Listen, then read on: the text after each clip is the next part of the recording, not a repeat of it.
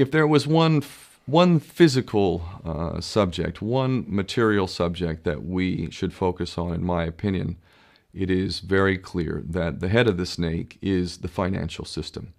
We can argue till the end of time about who runs the world. Is it the Jesuits? Is it the reptilians? Is it the Illuminati? Is it the Freemasons? We can go on and on and on and on about this.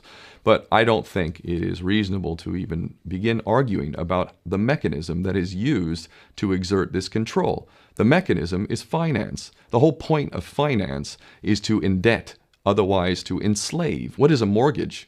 I mean, what does that stand for? It's a death grip. So when you get a mortgage, you have a death grip held over you because you are in debt. You don't even own the house. The bank owns the house that loaned you the money to buy the house, unless you're fortunate enough to have all the money to buy it outright. And even then, you can be taxed by the government, and if you fail to keep up with those taxes, the government can then take it from you. The whole system is based on a financial fraud, which effectively takes the power that we have and it gives it to a tiny group of individuals who are running the world through the control of finance. With the infinite supply of money that we have allowed them to take, they have literally an infinite supply of money, and with that money, and from their psychopathic point of view, they have bought everything and everyone who can be bought. So those of us who cannot be bought, because we operate on a level that goes way beyond the material, we are not rewarded for such behavior, we are punished for such behavior. And the most slovenly, disgustingly criminal, pedophilia, corrupt moral individuals, those are the ones that are rewarded in this system, which is upside down. We reward the pedophiles, we reward the corrupt, we reward the liars, we reward the people with no morals at all, and usually we compromise them under this system in terms of maybe a videotape. Maybe Barack Obama is gay. The we have videotape of him having sex with another man, or perhaps some other acts that may be not so popular amongst many of the electorate.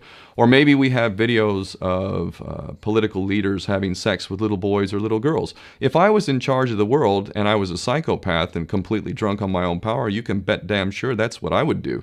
I wouldn't allow anyone in a position of power who wasn't completely compromised. When you have an infinite supply of money, you can do this. Take that supply of money away, take that power back, put it in the hands of the people, get rid of fractional reserve banking, which is an obscenity in itself.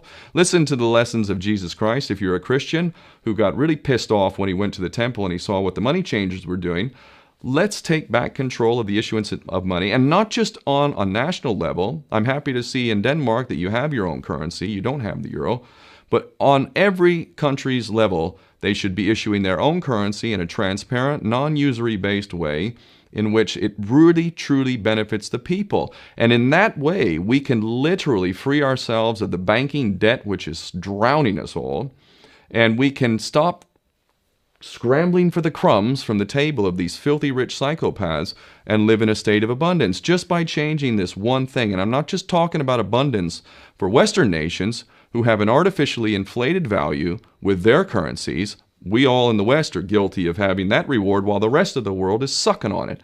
Every nation in the world can use a sensible financial policy to liberate themselves, to have world-class education, infrastructure. Everything that a healthy society would require can be had in the worst, most corrupt African country in any part of the world. We can all have that if we simply change that one thing.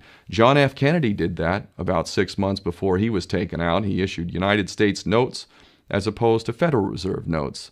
I can assure you the powers that be knew the power of that act, and they took him right out. So the bottom line is, if we as people understand this very simple principle, just this one thing, change this one thing, we can solve every other problem you can name. I don't care what the problem is. I can bring it back to the financial system and an infinite supply of money for a bunch of psychopaths who are running the world, as opposed to an abundant supply of money for all of us. So in that sense, I'm very optimistic.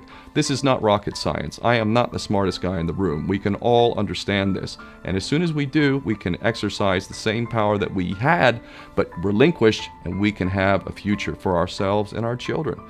There's a lot to be optimistic about, quite frankly.